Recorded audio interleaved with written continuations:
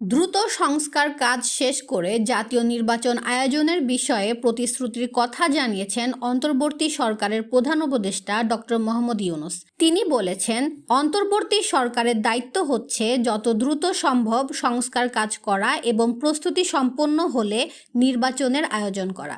যুক্তরাষ্ট্রের নিউ ইয়র্কে জাপানের রাষ্ট্রীয় সম্প্রচার মাধ্যম এনএইচকে দেওয়া এক সাক্ষাৎকারে ডক্টর ইউনূস এ কথা বলেন।